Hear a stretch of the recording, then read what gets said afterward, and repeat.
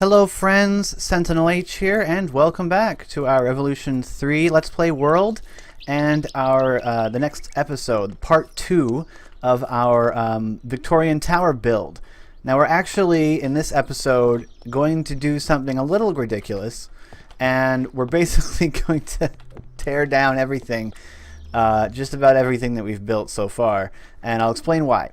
So I was looking at this tower, and was just not liking it at all, and I just tried to fiddle around with it a little bit, but I couldn't like it. Like, there was just something that was stopping me from liking it, and I found out it's just, this is an octagonal shape. It's mostly round at this point. This tower is supposed to be a hexagon, and so I looked around online and I found out how you can make a circle in Minecraft into a hexagon, a pretty good one. And I did it, and I like it a lot better. I like the shape a lot better. So in this episode, we're going to teach you how to make any circle into a hexagon in Minecraft. And then we're going to go ahead and, well, I'm going to do this off camera, but basically change this into a hexagon. It's going to take me a while, but I think in the end it's going to be worth it, because I think it looks a lot better as a hexagon. This is a resource that I used to use literally all the time, but I haven't used it in forever, and that's the Minecraft Circle Guide. We're going to make this 15 wide circle, which is what this tower is based on. Okay, so what that means is that we put down a center block, and then we count 1, 2, 3, 4, 5, 6, 7. So 1, 2, 3, 4, 5, 6, 7, and we'll just do that in to all directions. And I'm doing this out of brick just because I had it in my hand, but do this out of sandstone if you're going to build this tower. Although for this part right here, it's not all that necessary. So here you've got your 15 diameter circle. Now in order to turn this into a hexagon, you first need to decide which of the two sides you want to have flat. Only two of these sides are going to end up being flat, so you got to decide which ones you want. So either a north-south or an east-west orientation. For this one, we'll do north-south just because it's the easiest one for us at the moment. So then what you have to do is you have to count the length of the radius. In this case, because it's already an odd number, I didn't count the center, and that worked out just fine. But if I count this, it's 1, 2, 3, 4, 5, 6, 7 blocks. So what you want to do is you want to go in one block from the outer edge, and then place a 7 block side. So that 1, 2, 3 off the center, 1, 2, 3 off the center. That'll make 7. So we do that on the other side, and only on these two sides. So these are our flat side. Then we're going to place down a corner block on the outer edge of the other two sides. Now it's just a matter of connecting these together, and the way that I choose to do it is on the sides that have the point, the single point, we're going to go ahead and place the longer blocks. And the reason that we're doing that is because I think it looks better if there's more of a point against here. Now these hexagons won't necessarily tessellate properly. This one won't, probably, anyway. I mean, you could try. You could try pulling additional hexagons off of this. I don't know if it's going to work, but it at least makes a convincing looking hexagon that I can get behind. So that's how you can take any size circle and turn it into a hexagon. Obviously, the larger circle you start with, the better your final hexagon is going to end up looking, because, you know, larger shapes look better because, you know, they end up less boxy. If you made this any smaller than this 15, I would think that it would start looking a little less hexagonal. I think the 15 is probably the smallest hexagon I would want to build if I wanted it to look good. So I've located the flat sides on this side because, honestly, I'm going to be looking at the tower from this direction most of the time, and I want there to be nice full-sized windows on this side. I'm going to see if I can fit windows on these sides, but I might not be able to, and in the event that I'm not able to, I want there to be nice windows on this side. Because the shape mostly lines up, I'm not going to have to rebuild a huge amount of this tower. It's actually going to essentially just need to have 2 tiles knocked off on one side, and then the rest be sort of like that. But I'm not going to build it up this high, obviously. Right? So if you're following along, I'm sorry that we're going to essentially redo everything that we did in the last episode, but I really like this a lot better. So if you don't want to do that, if you like this tower better, go ahead and use it. But I'm going to switch it out. So I will be back when that is complete. All right, we're back. So after converting this into a hexagon, I've gone ahead and gotten us roughly back to where we were. I've placed all of the corner brick, and going around this building, as you can see, we are definitely a lot closer in appearance to the reference image, and I like the look of this tower a lot better. It's rough, as we said before, it's basically the same size, although it appears smaller just because the sides here don't kind of come out. They're more flat, so it's got actually more interior space while looking about the same size from the inside. So I wanted to go ahead and show you how to clad the side with the brick. As you can see, for these bits, I placed full bricks where they hit inside the corner, and then used slabs on the front face with pillars. What are they called? Yeah, pillars to fill out the space between them. So on the pointy bits here on the ends, we've got a brick, and then slabs on the front and pillars, because I thought it stuck out too much if I used a full block. So the way that I clad the sides here is I placed a full block in the inner corners, and then I would place slabs on the faces. That way this side doesn't look too large. With full blocks all around, it really looks like very thick, and I didn't want it to look super thick. And then on this side, because there's like a block to block here, I put pillars in the middle to soften the transition. On the front, we've got our pillars on the corners to make it give it that rounded look. But on these sides, because they're smaller, we can get the same look by using notches, just like that. So from a distance here, we essentially have the same sort of look. So what we're looking to do is that at the very top, yeah, that's definitely what we needed. At the top level, this is going to be even with the brick. So I'll just fill this out all the way to the edge, because it's got to be perfectly even with the brick all the way around. So we've got that, and we've got that. So we look like that so far. But then if you look, you can see that it's got like an arch there. That's where these notches come in. So we can't do it like straight down the middle because of the way this is shaped. But what we can do is sort of figure out how to bring some of these things. This is 1, 2, 3, 4, 5 on a side, and it starts right on the corner. So it sort of comes down, and it sort of comes down, and then there's 3 more. So we got to space these out so that we can get 3 more in here. Let's try 1, and then 2, 3, 1, and then the third one. I don't think we're ever going to get 3 in here because we can't get one right in the middle. So instead of 3, let's go for 4. And if we just put them a full block away from each other, we'll get it. So now we have 2, 4, 6 instead of the 5. But we're not going to be able to get the 5, so let's not worry about it. Let's use pillars. I don't know if using all these will cause any block lag if you have a ton of them. So I just like to use pillars in place of notches, double notches, if I can get it, if I have an opportunity to. Next, what we're going to do is run this all the way up, and then we simply need to use notches like this. We have to use notches because of the way that we shaped this. And what we'll end up with if I go back to daytime, is something that approximates the stairs look that we've got on here.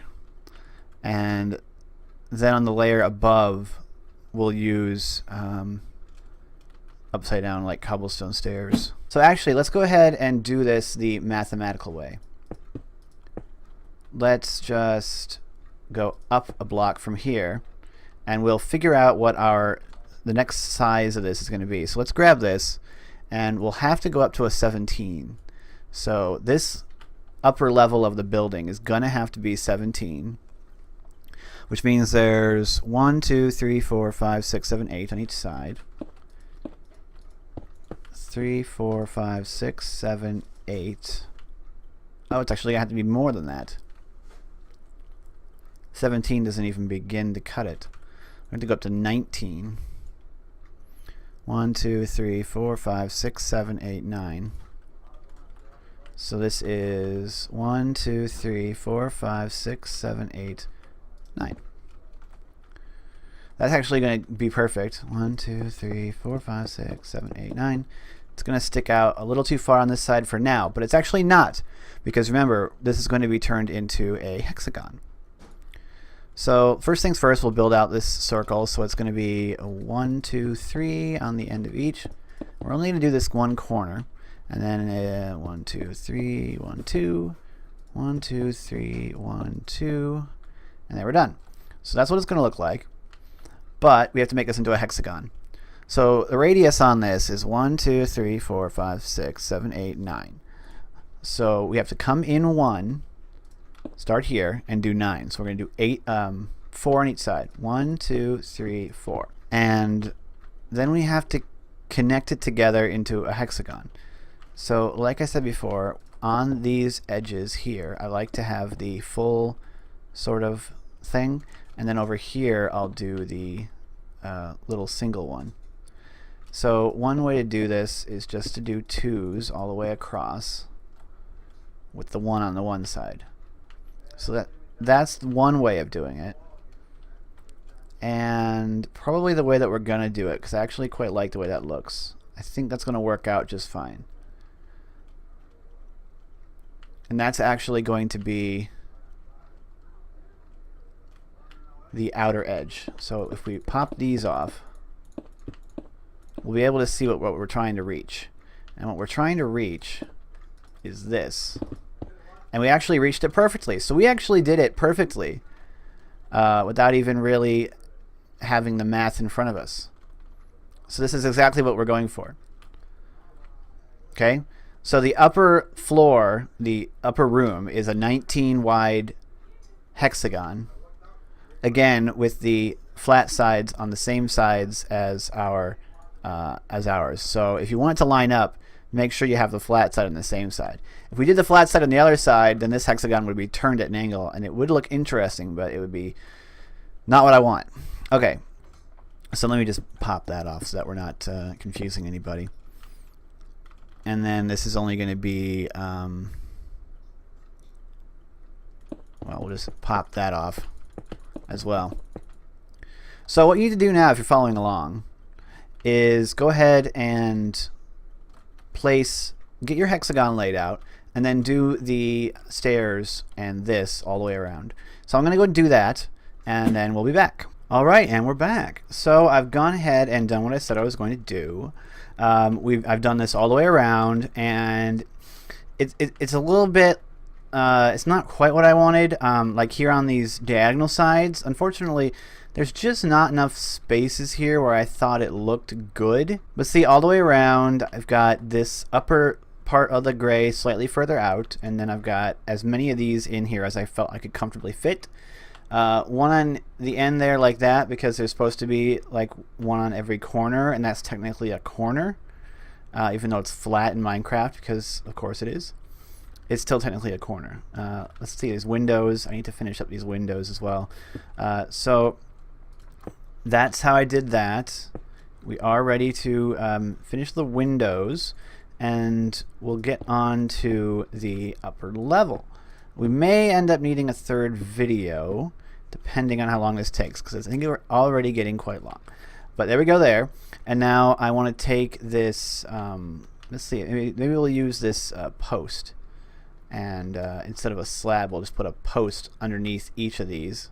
We'll just slap this on either side just to widen it out a bit. Yeah, I like that better. I like it wider. Plus, the little division there would adds just a little bit of an extra detail. As much detail as you can get onto these builds, that is what I would recommend. As much as you possibly can. Let's put our windows in. I may go for a different color ultimately of glass, but for now we just go for that. Come over here, plop that in, and there we have it. Now we are supposed to have windows on these sides as well. Getting those in there could be a little bit difficult, and we're going to need to use maybe a different style of window in order to make it look okay. The only place I could think of to do a window is these 2 blocks. Now because it's 2 blocks instead of 1 block, we need to use multi-blocks to fill that in. So let me just place down one of these sandstones so I can grab it again later when I need it. And I'm going to grab a chest just so I can store some of these multi-blocks, because when you're working with multi-blocks you end up with a whole lot of stuff that you don't want. Okay, so we're gonna cut this into slabs, and we're gonna cut one of these into a pillar, and then we're probably gonna cut one of these into a notch. So we have the full range of slabadoos. What we want to do is make sure that our window opening ends up right in the middle of this 2-block hole. So what we can do essentially is something like that, and that puts our window somewhat in the middle and makes it, you know, roughly the right size. If I leave it like this, then we'll be able to look through it straight on from the inside. If I put any more on there, you have to look at it from the side like this. This is what we're going to have to do. It's going to look different from different angles, and it's going to look a bit weird. But if you look at it from over here, it still looks weird. Well, that doesn't look so good from close up, but how does it look from further away? It actually looks better from further away. I think we'll go for that then. It looks decently better from further away. So that's what we're going to go for. It's strange, but it's what you gotta do. So I'll just build another one so you guys can watch if you're following along. Now obviously if you don't have micro blocks, then